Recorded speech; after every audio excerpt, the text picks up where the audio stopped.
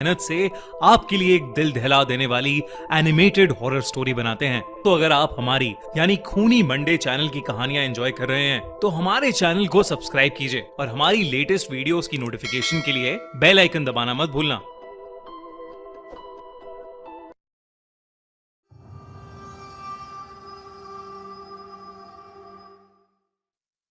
अजितेश कानपुर के गोविंद नगर में अपनी बीवी और 5 साल के बेटे के साथ रहता था।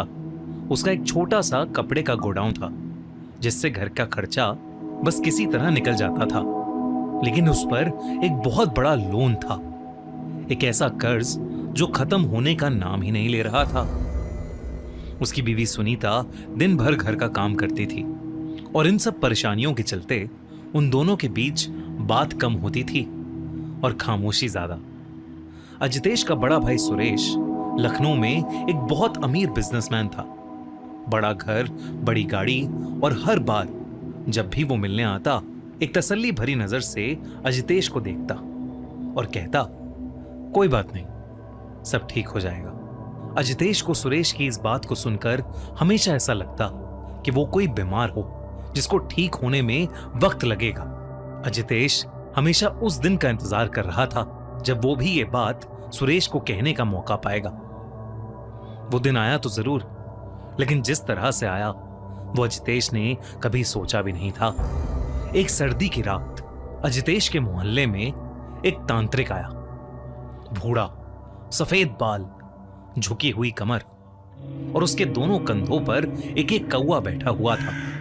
वो मोहल्ले की गलियों में चिल्लाता हुआ गूंज रहा था, अपनी फूटी किस्मत को बदलो, अगर अपनी फूटी किस्मत बदलनी है तो मेरे पास उसका उपाय है। और यही कहता हुआ वो उस मोहल्ले की एक गली से दूसरी गली में जा रहा था। हर जगह सर्दी की धुंध छाई हुई थी और उस धुंध में तांत्रिक और उसके 2 कौवों की छोटी सी आंखें चमक रही थीं। लोग अपने घर की खिड़कियों से झांक कर देख तो रहे थे, पर कोई उस तांत्रिक के पास नहीं गया। अजितेश भी उस तांत्रिक को दूर से देख रहा था, लेकिन कुछ देर में वो तांत्रिक वहां से चला गया। लेकिन उस रात अजितेश पूरी रात नहीं सो पाया। वो अपने टूटे हुए मकान और उससे भी बेकार जिंदगी के बारे में सोचता रहा। वो सोचता रहा कि क्या उसे उस तांत्रिक के पास जाना चाहिए।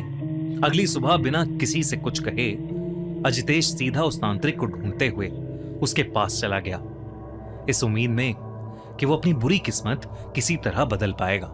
जैसे अजितेश ने सही टाइम पर किसी पंडित से बात करने का सोचा, वैसे ही मैंने भी। थोड़े टाइम पहले मेरी लाइफ में कुछ पर्सनल इश्यूज चल